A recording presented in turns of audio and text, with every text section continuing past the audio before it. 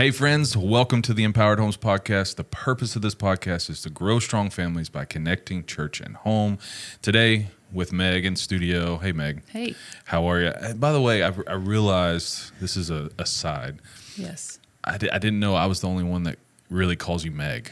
Oh yeah, we found that out at the conference. So we're talking about conference content again. Yeah. This is the third week in a row that we're releasing conference content. And at the conference, when we were emceeing, you kept calling me Meg, and a lot of people that know me as Megan. And so they were like, "Wait, are you actually Meg? Do you want to be called Meg?" And I was like, "It's just a thing. It's just." So we'll put it down. Do you like being called Meg? We'll say it right here on the podcast. Or should I refrain from that and call you Megan? No, from now on? I'm used to Meg. Okay. Yeah, there's like a handful of y'all here that call me Meg, and I'm used to it. And I love it either way. Yeah. I'll answer it. I even say I answered to all the Megans, the one that even doesn't pronounce the H. Yeah. That has, there you go. Because I have an H in my name. You have an H. Silent. Which I do know that. Like when I'm typing your name, Yeah. I know the H is there. But I just realized in the conference that Meg is not normal for you. So, which you can call me Bob. Okay. Like only a few people call me Bob. I was Jen calls you Bob, but I don't ever call you Bob. I've got a few people that call me Bob, which is fine. Like I'll answer to anything. Yeah. Like I went to,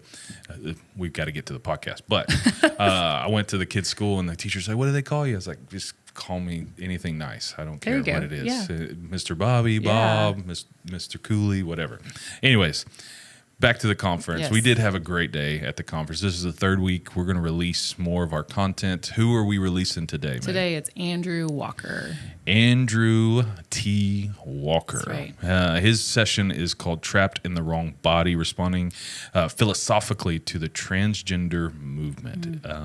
This is it's a good session. So good. Yeah, it is. And those listening going, "Oh man, like he's about to hammer the transgender movement. He's about to be negative." Like, there's so much grace in his talk and love, and how do we help not hurt anybody that is going through any of this stuff. And so, I know a lot of followers before the conference were concerned. Even he was a little concerned because he can sometimes be polarizing or leaning one way or the other and be confrontational, but that's not what you're about to hear. Mm-mm. It's not confrontational. He's not trying to push people away or be hateful or mean. It's very grace-filled and loving. It's a good. If you don't know Andrew Walker, he's an associate professor of Christian ethics and public theology and associate dean of the School of Theology at Southern Seminary, and he's all over. He is one of the leading voices when it comes to Christians having a stance against or towards the transgender movement and all of these things. And so he's got a good session. Yeah, he just speaks boldly, but in love, which is really cool. Yeah. And it was really fun because if you didn't get to come to the conference, you missed out on the awesome snack. We had Coke floats we did. For one of the breaks, and Andrew T. Walker was a big fan, and so that was fun. Yeah, on our social media, we posted a picture of him just all grin. He's smiling like a child, like just in his element, and it was fun. But it was really fun having him. He's a really neat guy. Yeah, and he was flexible and easygoing and was ready, and he's got a lot of content as well. And so if you're listening to this, maybe you have to pause, take notes, whatever. If you have questions, where can they reach us at, Meg? podcast@empoweredhomes.org. You can email us. You can also social media if you're on there, comment, drop us a line. Even on YouTube, if you're watching, make a comment. Whatever questions you have based off of this session, please let us know. We'd love to hear from you. So, Absolutely. Enough about us. Andrew T. Walker. Well, good morning. I'm aware that I'm a professor standing between you all and lunch, which is dangerous. This is territory that I know, and apparently you received a lot in the last session. You're going to receive a lot in this session as well, because I have been tasked to talk about the transgender phenomenon from a philosophical perspective. That we're not going to be talking necessarily just about the Bible in this session. we're going to be talking about why the gender identity phenomenon is actually based on very faulty grounds rationally and philosophically. So what we're going to do in this talk has three kind of movements to it. The first is, I want to talk about the ideas that led up to the transgender movement, that created this movement. The second movement is the ideas themselves and their problems. And then we're going to end this with a resolution and some kind of practical guidance for our way out of this. So let's ask the question, how did we get here philosophically? And there are lots and lots of reasons that we got here. And let me just begin by saying this. Ideas have consequences. What we often think are things that just happen in the present age by sheer coincidence, I'm here to tell you that's not the case. They've been percolating in the academy for decades, if not centuries, or in some sense, as I'll talk about today, even a millennium, perhaps. And these all forge and converge at certain points in history where ideas that would not have been plausible 100 years ago become plausible today and become normal today. So the first kind of revolution that happened that brought us to where we are is this idea called nominalism. And we can go to nominalism back to the 12th century perhaps with someone like William of Ockham. And William of Ockham was a theologian, but he proposes a new type of theology. It's a theology that denies the existence of universals and says that God is based on pure will rather than pure reason. Now, I know that sounds really abstract. I'm a theology and ethics professor. We're gonna make this make sense, I promise. But what William of Ockham and nominalism does is it makes irrationality possible because according to nominalism, things don't have to make sense in order to be valid. Things don't have to make sense in order to be valid. All that matters is the raw assertion of the will. We're going to hear this cash out in ideas like expressive individualism in a little bit. So there's a theological revolution going on 1,000 years ago. There's a philosophical revolution going on in figures like David Hume.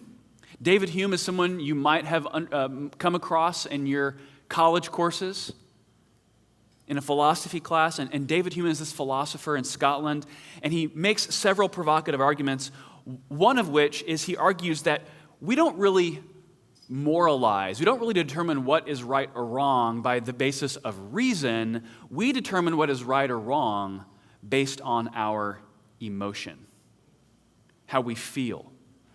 So that morality is what feels good to the self. Ever heard the phrase, live your truth, you do you? That's David Hume, begun about 600 years ago, brought into the present age. But he also creates this new argument that scholars and philosophers call the is-ought dichotomy. Basically, what he argues is that in a world devoid of transcendence, where God is out of the picture, nature has no inherent purpose or goals baked into it. It's just stuff. And stuff doesn't have any moral content to it. Stuff is just stuff. And it can be made malleable and plastic. And you can conform this non-transcendent stuff into alignment with what? With your emotion, with your will. We then have a scientific revolution. We have ideas like deism. Deism is this notion that God may exist, but God is not a God in any relational sense whatsoever. He's the God of the watchmaker. He just kind of sets the dial and lets it run. He's not in any sense relational. Fundamentally, though, with the deistic revolution, there is the denial not only of special revelation, in other words, the Bible, because God, this foreign, abstract, cold, closed-off God would not disclose himself. He could not disclose himself in his word. But then also, deism says that general revelation, i.e., the world around us, has no real meaning either. Notice how these ideas are all building off of each other. You have nominalism, you have emotivism with David Hume, you have the scientific revolution. Then you have individuals like Darwin who come into the picture. And Darwin more or less weaponizes and takes the ideas that have been percolating for several hundred years and begins to apply them in profound ways in the level of science and comes up with his theory of Darwinian evolution, which says, well, of course, human beings are not the product of a divine creator. We can't know if there's a divine creator. All that we can have before us is the facts of nature. And the facts of nature, again, have no inherent purpose or meaning in them whatsoever. That brings us to what we're going to again call a gender and sexual revolution. If I use the phrase, you're going to probably be able to fill in the blank. If it feels good, do it, right? Everyone can fill in that blank. Because all of us have been trained that what is good and what is right is to do what just feels good and feels right. Again, where is this coming from? It's beginning with individuals like Occam, individuals like Hume. And I think scholars would say today that there has been no greater stream feeding the current modern day crisis that we're in than the sexual revolution. But again, it all flows downstream from this emptying out of the world and of the human person and of human nature having any divine purpose built into it whatsoever.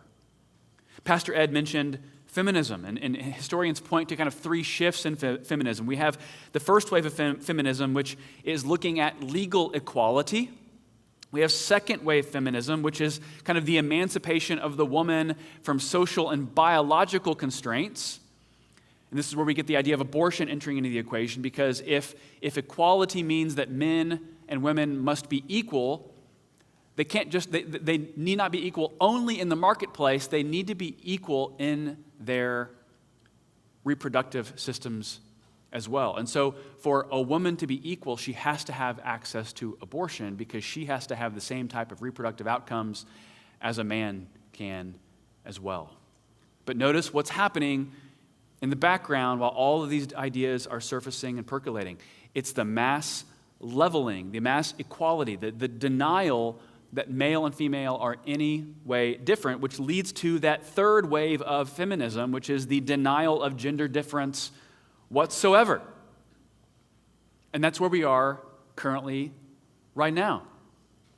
Now, there are these philosophical ideas, there are these cultural movements that happen, and then there are kind of what we would call these cultural ethoses, these cultural moods, or I guess as the college students I teach, they talk about the vibes, right? We all have the vibes. Maybe I'm dating myself and using terminology like that. But kind of the mood of the day in which we live in right now is what we would consider a post-Christian secular environment. Meaning, roughly speaking, and historians might kind of cringe at kind of how quickly I'm summarizing some of these ideas, but for the last 2,000 years, most of Western civilization has been informed by this kind of Christian moral ecosystem at the heart of our culture.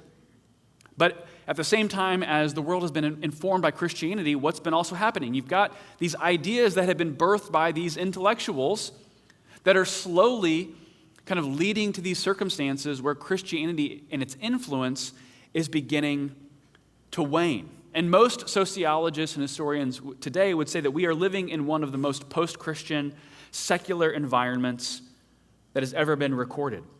Meaning, it's not as though there is no morality at the center of our culture. It's a question of the fact that a new morality, a secular morality, has displaced an old morality. The question that all of us have to contend with is whose morality is going to reign supreme in providing kind of the overarching moral horizon that we understand such ideas of what is true and good and beautiful. We have these ideas like relativism The idea that you can't tell me what to do, or that is your truth. This is the idea of postmodernism, perhaps. You may have heard that phrase. But what has happened with relativism, particularly in the current day that we're living in right now, is relativism has been tied to what we want to call critical theory. Relativism and critical theory fuse together, and they make this claim that any attempt to claim an objective truth is not just wrong, it's not just relative, it's not just culturally bound according to that particular place in history. It's that any attempt at making an objective claim on morality is a source of power. It's a source of oppression. And you can't possibly know what it's like to walk in my steps because my standpoint, my vantage point is unique. I have a special kind of moral knowledge because of the vantage point that I am identifying with in kind of my identity political worldview. So that might be on the basis of ethnicity. That might be on the basis of sexuality. It might be on the basis of gender identity. But all again, what is this happening? It's the flattening out of ideas. It's the flattening out of differences. It's the claim that there is no objective truth whatsoever and that all truth is just a matter of power play designed to bring harm on people who don't have power. Now, there's another idea that's percolating, actually since the early church, but it's coming back in force today, and it's an idea called Gnosticism. Many of you might have heard of this. Some of what Paul is arguing against in the New Testament is him combating the Gnostic heresy. What is Gnosticism? Gnosticism is the idea, it's birthed from kind of ancient Greek and Roman philosophy, and it's the idea that the material world is corrupted. It's less than good. The spiritual world is better, and what counts for enlightenment is to escape from the chains of the material world and to flee to spiritual enlightenment. What does this do? It creates a downgrading of the body. So when you hear the language of, I'm a man, but trapped in a woman's body, what's just happened? You've just separated the self. You've separated the conscience from the physical body. And I would argue, and this is not just myself who would argue this, figures like N.T. Wright would even argue, that what we are seeing today with the transgender phenomenon is just the rebirth of an ancient heresy that Christians have been fighting for thousands of years. You think about why this matters. In a Christian worldview, really short summary statement you might even write down, matter matters. We're not trying to flee our physical embodiment. We're not trying to flee this world. We die, we go to be with the Lord, but that's actually, that's a transitory state. What's the full picture of the end of history? It's a new heavens, it's a new earth, it's resurrected bodies. Christian theologians actually argue that the fact that Christ was resurrected physically and resurrected bodily is a reaffirmation of this initial declaration put forth in Genesis chapter 1 when God declares his creation to be good. That creation is not arbitrary. It's not malleable. It's not plastic. So Gnosticism comes along and says there's this inherent tension between our true selves and the bodies we inhabit. And there's actually academic terminology for this. It's called a body-self dualism, a body-self dualism. That is the transgender phenomenon. Separating your sense of your psychological self from your physical embodiment. And we're going to discuss here in a little bit why that philosophically is very, very problematic. Now, you take all of these ideas we've been discussing and then you fuse it to what I would consider the next major mood or movement in our society, which is a misunderstood definition of liberty. Liberty in our culture means the freedom to do what you want. Notice, the freedom to do what you want implies that there is no purpose tied to your existence as a human being. It assumes a world of relativism, that all morality is merely the product of what you want your morality to be. And so that at the heart of what it means to be human in this misunderstood definition of liberty is the full self-actualization of the self. Again, this language of you do you, live your truth, these are trite cultural phrases, all concocted by figures and ideas hundreds of years old. Justice Kennedy, he's now retired. He was a Supreme Court justice. And in 1992, he issued an opinion in Planned Parenthood v. Casey, which, and this should not shock you, this was the case that reaffirmed Roe v. Wade from 1973. And there's a famous phrase that he used in Planned Parenthood v. Casey that philosophers and theologians and ethicists always have to cite because it's more or less the summary statement that shines a light on how everything of these ideas all come together. And here's what Justice Kennedy said. He said, "At the heart of liberty is the right to define one's own concept of existence, of meaning, of the universe, of the mystery of human life." Now that sounds really tolerant, right? It sounds very zeitgeisty. It sounds wonderful. Who wouldn't want to buy into that concept of liberty? The problem with this statement is that it's absolutely incoherent and it cannot be consistently lived. You can't say to someone who just likes to steal, "Hey man, you do you. Live your truth." No, there are always limits to liberty. Secular progressives would always say there's a limit to liberty somewhere. The question is, where do we draw the lines? And are we drawing the lines in the right places and for the right reasons? There's a scholar named Yuval Levin, and he defines this mood that we're in right now called expressive individualism. And write that phrase down, expressive individualism. If you want a good book on this, I would point you towards my friend Carl Trueman's book, The Rise and Triumph of the Modern Self. He uses the phrase, "We are all expressive individualists now." Now, what does that phrase, expressive individualism, mean? Well, it means what it sounds like it means. That the idea of individuality is that it's expressed fully. It's unencumbered. It's unhindered. You're able to do whatever it is you want to do. Now, under this rubric of liberty, again, where liberty is merely the ability to do what you want, meanwhile, the classical and Christian understanding of liberty is this: the freedom to do what you ought. Notice that language of ought. I'm an ethics professor at Southern Seminary. Whenever you hear the language of ought, that implies there is a designer, there is a purpose, there is a design, there is a goal.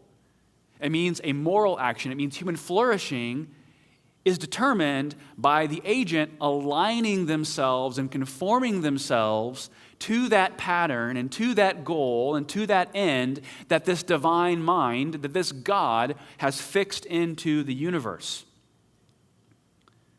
Expressive individualism, again, it's this summary statement that kind of captures all of these underlying preceding philosophies.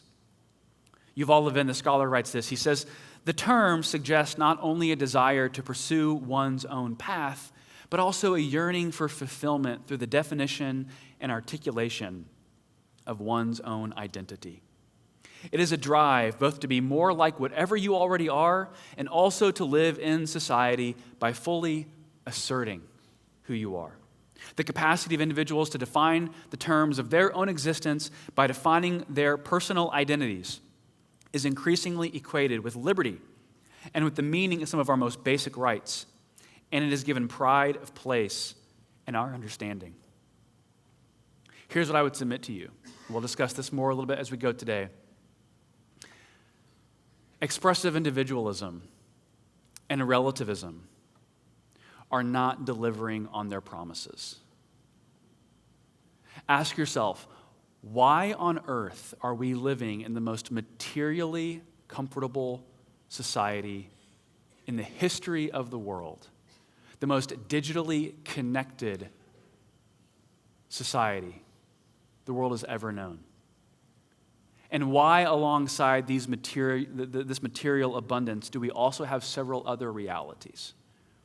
We have now the phrase deaths of despair, because people who are dying because they have no sense of meaning. We have the Surgeon General of the United States talking about a loneliness epidemic, that we're more connected than ever digitally, but digital connection is not actually delivering on the need to be present, to be incarnational. And so these ideas that sound very academic and very intellectual and sound very avant-garde and edgy, right? They sound really great until the people begin to actually practice them, and it reaps tremendous damage to the culture around us. Why is suicidal ideation the highest it's ever been? Why are marriage rates the lowest they've ever been? All of these things are not a coincidence. In the name of liberty and freedom, divorced from Scripture, divorced from God, I would submit to you that our society is slowly self-destructing. And all of this boils down to really a combat of worldviews. It's a worldview. The options before us are really two. You can believe in an account of reality that is objective, or you can believe in an account of reality that is merely subjective. Subjective meaning it's defined by what the individual themselves wants to define their reality as. So we have these figures like Hume, even figures like Immanuel Kant, on to Darwin, on to Friedrich Nietzsche, individuals like Sigmund Freud, individuals like Hugh Hefner, individuals like Judith Butler. I would argue, I wish we had more time, we could talk about this for the rest of the day. All of these individuals all have genealogical connections in their ideas. You do not get a Judith Butler, or who's one of the preeminent kind of feminist philosophers. You do not get a Hugh Hefner, who started Playboy, without having individuals like Hume and Darwin who emptied the world of meaning and transcendence and, in turn, purpose. Now, this all comes to fruition, this conflict between objectivity and subjectivity, in a famous book that I want everyone in here to purchase on Amazon today, because it's cheap and short, and there's nothing better than a cheap, short book. And it's by C.S. Lewis, called The Abolition of Man. I make every one of my students read this book. As a professor, I'm kind of constantly revising my required reading list. I'm about 5 years into teaching. This is the one book that has not changed. You know why? Because C.S. Lewis saw this in 1943. He writes this book, The Abolition of Man, and says the current philosophical stream that the world is going down, it's going to result in this. He predicted everything that we're in right now. This book is about 90 pages. It's a little complex at points. Stick with it. Get a reading group. Read this book. And in The Abolition of Man, Lewis points to this debate over a waterfall. You might think, why is a waterfall so important? Well, what Lewis does in The Abolition of Man is he says there's two English philosophers who have written a grammar book. Notice the issue here. Philosophers writing the books that our kids read. Right? Is that relevant for today? And these two English philosophers, who Lewis names them Titius and Gaius, they talk about this waterfall, and they imagine some people looking upon a waterfall, and one of the individuals looking at the waterfall says, well, that waterfall is really, really beautiful. And a conversation transpires between the people looking at this waterfall. And the other person says to the person who said the waterfall was beautiful, well, no, it's not really beautiful. It's not objectively beautiful. It's just giving you the appearance or the subjective, pleasurable feelings and delightfulness of what you think is beauty. Beauty doesn't really objectively exist. Beauty is just a sensation. And this is where we have this idea of what we call, so it's subjectivism, but it's also emotivism. Morality as mere sentiment. So now, how does this cash out in application? We have the new legal terminology called dignitary harm. so that if you are seen saying something that offends someone, it's not as though you've just hurt their feelings, you've hurt their dignity. And now the law is saying hurting someone's feeling, disagreeing with someone is now a matter of offense. Because what has happened? Morality has collapsed from being out there, objective, universal, imposed, given, and it's been collapsed in on us personally. And we define what morality is. And again, think about how this all connects. You have individuals like David Hume and Darwin who say, remember, nature doesn't have any objective content to it. Nature's just stuff. Morality isn't really real. It's just apparent. It's not objective. All that morality is, as one philosopher says, is morality is either boo or hurrah. It's just a matter of sentiment. It's just a matter of emotion. And that's the age that we're living in right now. Now, how does this cash out, particularly in the trans phenomenon? Did anyone here watch the debate between Ellen Elliott Page and Oprah Winfrey from 2021 on Apple TV? Anyone watch that? Go home and watch this if you have Apple TV. Ellen Page, beautiful woman, female actress, comes out as trans, gets all the popularity you could possibly want. She's on the cover of Time magazine. She's interviewed by Oprah. And Oprah says this in the course of their interview. She says, "My hope is that this conversation can serve as an invitation for all of us to understand, for all of us to appreciate, and for all of us to know that inside ourselves, that every human born to the planet wants the same thing, and that is to be accepted, to be loved, and to live in health and safety as our authentic selves." Remember, authentic selves. And I really want to honor and celebrate your courage, Elliot, for sharing your truth. Sharing your truth, ever heard that? Sharing your truth on social media, then on the cover of Time magazine, and now in this conversation with me. So I honor that. Now, Oprah's actually be applauded for something. She's recognizing there is this objective longing for acceptance, for love. And I would actually say to all of us in here, to understand the transgender phenomenon fundamentally, we have to understand this as a longing for identity, which Genesis chapter 1 does a whole lot better than what Oprah or Ellen Page can provide.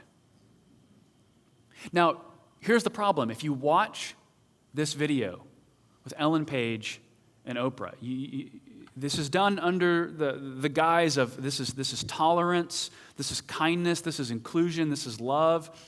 This is Ellen Page living her best life because she's been freed to live how she wants to live. But let's ask the question, what does she actually look like? Have you seen pictures of Ellen Page today?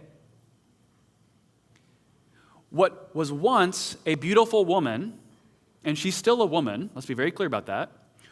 What was once a beautiful woman, she has now undergone cross-sex hormone therapy, had her jawline shaved, had her breasts removed, and now looks like a hollowed-out, sunken-in, prepubescent boy, still looking like she is in existential angst. The culture says this is thriving, this is fulfillment.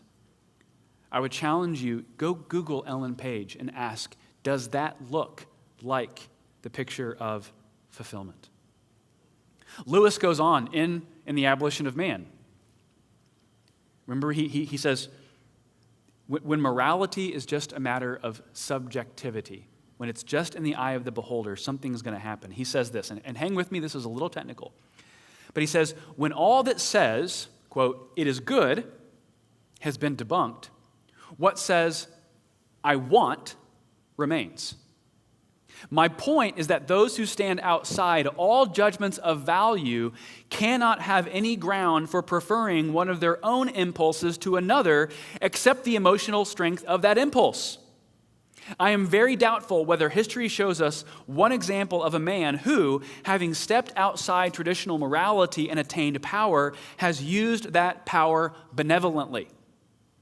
Okay, That's some technical language. But what is Lewis getting at? He's saying when it is good, when objectivity has been debunked, what's inserted in its place? I want, according to my desires. But what does he say?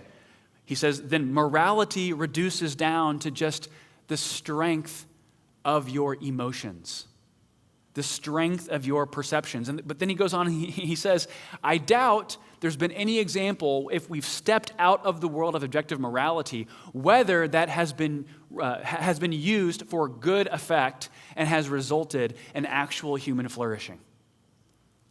And Lewis is exactly right. This is why you can have phrases baked into our culture now, phrases like the term gender identity, which are federal laws and our legal opinions and statutes all across this nation are just assuming wholesale the acceptance of this category. And I would suggest to you that gender identity is an absurd, irrational category. And here's why. Gender identity is the idea that it says, I'm a woman trapped in a man's body. Okay? Ask yourself some questions. Let's probe that. How would I know if I were truly a woman? Because what I've just done in that process is to collapse womanhood into emotional, psychological sentiment. How could I validate or prove or authenticate that the experiences that I'm having as a male are actually female? And the answer is, you can't.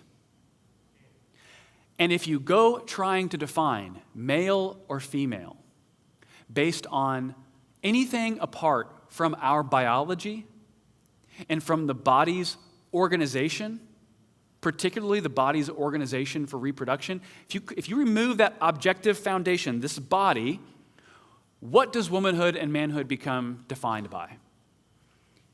Psychological states, emotional states, cultural stereotype, consensus, majoritarianism, basically whatever crowds determine. And if we cast off the objectivity of the body, we go down a slippery slope. Brothers and sisters, there's a lot of profound implication in all of this. I teach Christian ethics. I am happy to stand up here and cite Bible verses to you and to tell you why the Bible is inerrant, authoritative, and sufficient, and why the Bible is the ultimate standard. The problem with the transgender movement is not that it just rejects the Bible. It rejects the Bible's account of what the Bible says is true of created reality. So the transgender activist is not just disagreeing with the Bible, though they are. The transgender activist is disagreeing with sound, rational thinking. And you find yourself in philosophical inconsistencies. If you read the activist literature like I do, you will hear the argument that gender identity is based on, it's innate,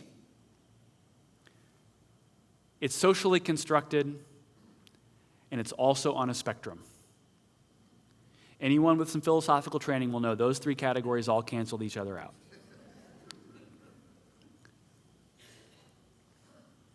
This is why we have to not only go to the Bible, yes, but I would be just as happy debating this issue in a town hall without referencing the Bible, because I believe the Bible is so sufficient that the Bible speaks accurately about the creation order that God has given to this creation. Meaning, again, if people want to disagree with the Bible, they can feel free to disagree with the Bible. They can disagree with Andrew Walker. They can't disagree with God. They can't disagree with how God has ordered this universe to be. My friend Ryan Anderson, he wrote a book called When Harry Became Sally, provocative title. He scanned every medical textbook to see what secular medicine defined as male and female. And this is just kind of the summary that he looked at based on this survey of results. He said sex, in terms of male and female, is identified by the organization of the organism for sexually reproductive acts. Sex, as a status, male or female, is a recognition of the organization of a body that has the ability to engage in sex as an act. That has been the standard definition of male and female for time immemorial. Even atheists like Richard Dawkins will tell you the trans phenomenon is rubbish because there are only two sexes. The sexes are defined by those genetic and chromosomal realities that create in the womb the masculinization and the feminization of the body that then is born out in the physical adult, male or female. And we cannot deny the fact of our embodiment. We might try to engage in any number of actions to subvert or nullify or thwart who we are, but we will always be who God made us to be. And this means there's a philosophical fact at the heart of this. And here's what I want us to know, is that a man cannot become a woman and a woman cannot become a man. And if you say that they can, or either is true, you're engaging in philosophical absurdity. Tony Reinke is a philosopher, or he's a theologian at Desiring God, and he wrote this, very provocative. He said, chromosomes cannot be re-engineered, removed, or scrubbed from the software of our bodies. It may be possible for a trans woman to pass for a woman on the street at the visual level, but it is not possible for a man to morph himself into a biological woman with all the experiences and functions of natural femaleness. The biological narrative doesn't exist. While medical advances make it possible to suppress or change some of the outward appearances of our bodies and change our patterns of speech and dress, it is not possible to raise our bodies to the ground and rebuild them without shortcutting all the essential formative experiences that make the biological sex expression and gender authentic. Reinke is basically saying, you might think that you can tamper with nature. Nature is going to find a way to strike back. As we begin to kind of vaguely conclude, what I want us to think about is that this is not merely a cultural debate. It's not just a political debate, and all of those matter and are relevant to this discussion. This is really a metaphysical debate, and metaphysics is really the study of reality, because what we're thinking here is whose version of reality do we really live in? Because if you go down the pathway of accepting the underlying philosophical premises of the transgender movement, you find yourself having to affirm falsehoods. And let me just say this as an aside. Never affirm what is false. That is how your mind gets captured. That's how you live in a totalitarian society, is when you begin voicing things that your conscience knows is false. But we find ourselves in absurdity. So we have figures in our culture right now like Rachel Dolezal. Anyone know that name? Rachel Dolezal is the Caucasian woman who identified as an African American woman, was working for the NAACP. Now, she rightfully gets lambasted for cultural appropriation because she's not African American. So the culture is right to impose a social cost and a punishment and criticism on her there, but yet what do we do when it comes time to the trans issue? We clap. Because all of this shows how absurd the standards of morality our society trades upon. It's a settled willingness to live with absurdity. And as a Christian, we get special revelation. We get the Bible providing definitive clarity on these matters, but we also get general revelation, meaning that when we observe the world around us, that who we are is not actually a mystery. You think about the social cost to this movement. It sounds really, again, avant-garde and inclusive to tell people, live how you want to live, you do you. How does that work in a public school setting when a 5-year-old comes to you and says, Mrs. Smith, am I a boy or a girl? Can you imagine how unsettling that is for a child to have to determine who they think they are? There are certain things that human nature is not meant to bear questions of, and that is one of them. And if we go looking for an identity apart from our Creator, we're going to be finding ourselves taking on any number of identities that end in human misery. We have, the previous speaker mentioned Leah Thomas, which I actually think is one of the decisive turning points in our culture where the trans movement is showing signs of exhaustion and crumbling, is when you have a male standing in the number one spot on the podium with broad-shouldered, with the muscular design of a male, and the female swimmers that he absolutely obliterated in competition, they stand off on the side because they're embarrassed and angry. And I don't think the people who were embarrassed or angry were probably all regenerate, born-again Christians. Their eyes and their mind told them that what was going on here is absolutely insane. And I'll just say this right now. I wrote my book, God in the Transgender Debate, in 2017. I thought that this movement was going to be around for a long time, just because of how social movements work. Second edition of the book came out in 2022, because I noticed, even in a span of, 4 or 5 years, the movement was showing signs of trouble. Honestly, I feel like I could have a third edition right now. I think we are seeing this movement collapse in real time. And we should always consider that this is not really just all about us being right, although I think we are right.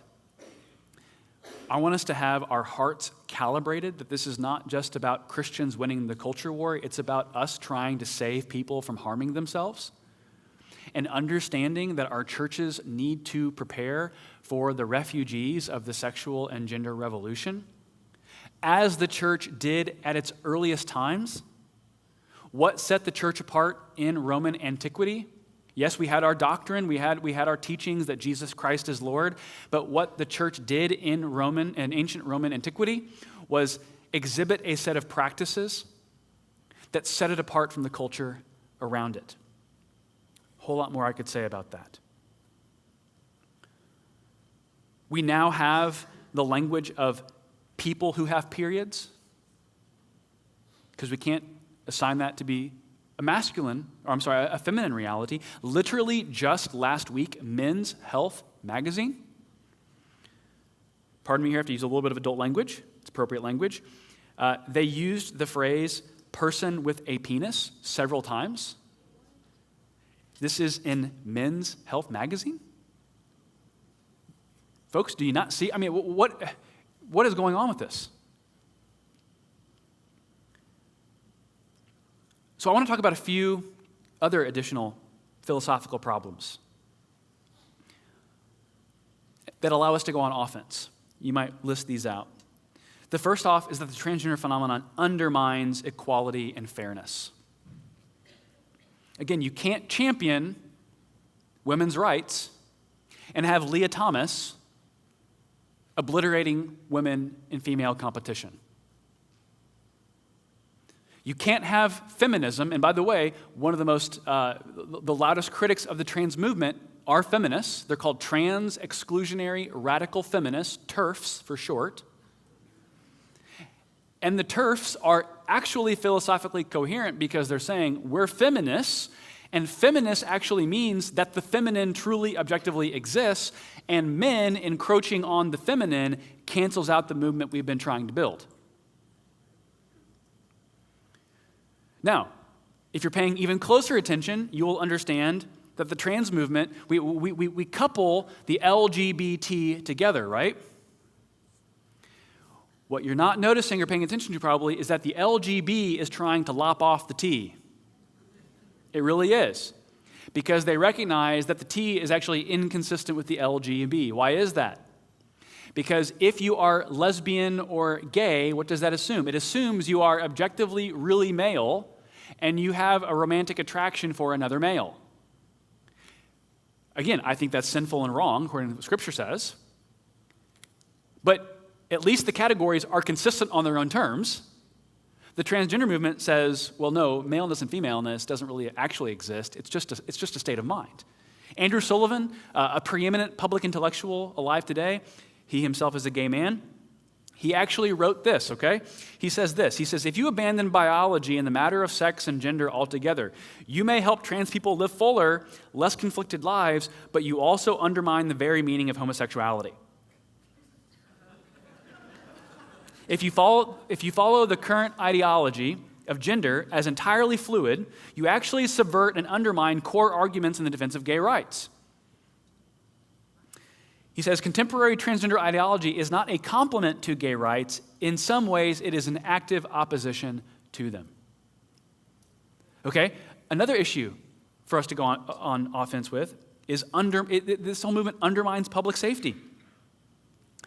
I'm not saying that all trans-identified individuals are abusers or perverts or looking to manipulate individuals, but if you want the data, go and look at Ryan Anderson's research at the documented instances of biological males trying to gain access to women's spaces for nefarious purposes. It's happening. That's not fear-mongering, it's happening. Another threat is that it undermines objective self-identification. Societies need healthy narratives and healthy scripts to define who we are. And again, at the elite cultural level, it sounds really nice to say, you do you, live your truth. How does that bear out with the masses, with the general population? Why are we having exploding numbers of possible identities to identify with, while at the same time we're having an unbelievable mental health crisis in this country? Why are our cultural elites not asking that question? Why are they not drawing questions of correlation? Another issue, it undermines the dignity of womanhood. We're all against erasure, right, in this culture. Don't erase me, except if it's politically correct erasure. A few years ago, Dove Soap on Mother's Day aired a commercial that profiled a lot of moms talking about the virtue of motherhood. It was beautiful. And then the camera pans to what is obviously a man in long hair, wearing makeup, calling himself a mom. Again, this is sold to us. It's on YouTube if you want to watch it. This is sold to us as inclusive and tolerant, but what is it? It erases the objective beauty and dignity of womanhood and motherhood. This should be nothing but insulting. It undermines the purpose of medicine. The Hippocratic Oath that physicians say is to do no harm, okay? Well, you undermine that principle of do no harm when you take healthy body parts and mutilate them. So what is the value of medicine when we are training people to do harm actively and purposefully? It also undermines freedom. Where you have had all of these religious liberty conflicts emerge, it's been around these distinguishing characteristics, class conflicts. Robert George, he's a friend of mine from Princeton University, he said this. He said, ordinary authoritarians are content to forbid people from speaking truths. Totalitarians insist on forcing people to speak untruths. Because this is not just about staying silent and shutting up and staying on the sidelines. It's about being actively drafted into the movement.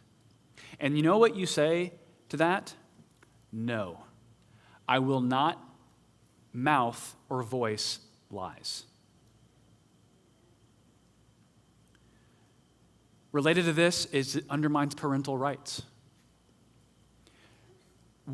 I as an ethicist, I deal in moral categories, and sometimes I find myself at a loss of what words and the categories to describe the moral offense of what's going on in our culture.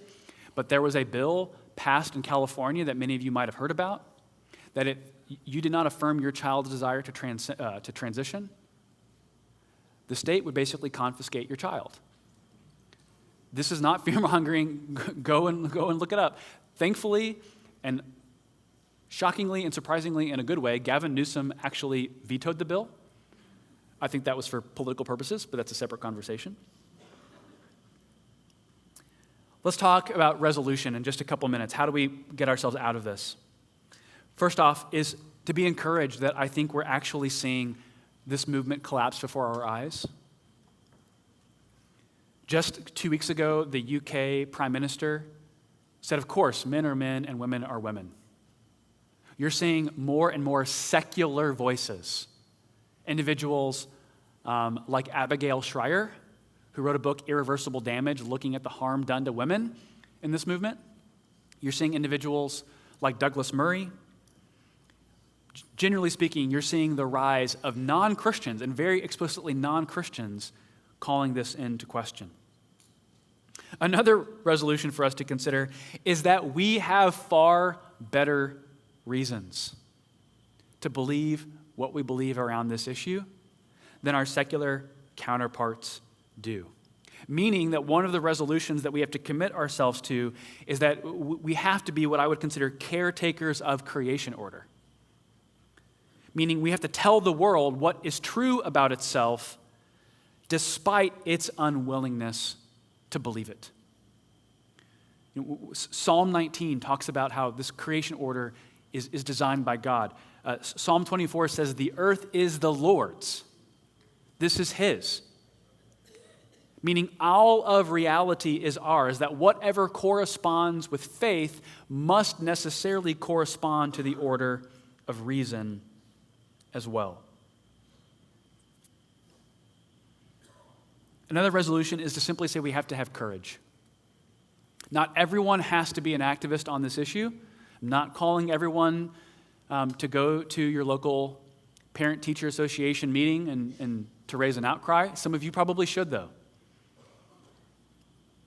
People ask me, how do we solve these problems? Everyone has a role to play. What is your role? The last thing I'll say is this, and then we will conclude. So I don't know if someone needs to start making their way up here or not. As one of my friends said to me, we're not the weird ones.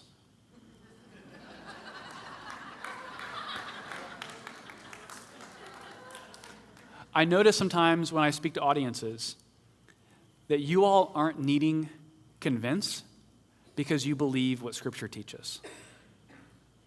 That's wonderful. Sometimes I think the collective value of me showing up is just to say the things out loud, because people are like, I want to hear the guy who's going to say these things that I believe, but I'm afraid to say out loud. And what that means is we're not the weird ones. If creation belongs to the Lord, and it does, that means we stand on firm ground, that creation is ours. And as the previous speaker said, we're called in 1 Peter 3 to be able to give a reason for the hope that is within us. So I would encourage you all, go home, do some study on this. This is actually not that complicated if you commit yourself to it. Be ready for the fray when it comes to you. Read a somewhat challenging book like Abolition of Man. But as the previous speaker said, what I love about 1 Peter 3:15, it says, give reason for the hope that is within you, but to do it how? To do it with gentleness and respect. Now, here's all I'll say about this, and then I'll end. Doing things with gentleness and respect is what we're called to do regardless if it's effective or not. You can be really kind, you can be really winsome, and speak in the softest of tones, but you'll still just be a really winsome, nice, smiling bigot in the eyes of many. So we're called to be kind and gentle and reasonable, yes, because I think it does help make the case for us. It gets us a hearing. But to understand that we're called to truth. And there was no one more compassionate, winsome, gentle, or reasonable than Jesus. And where did that get him? It got him on the cross, but also with the promise of resurrection as well. Thank you.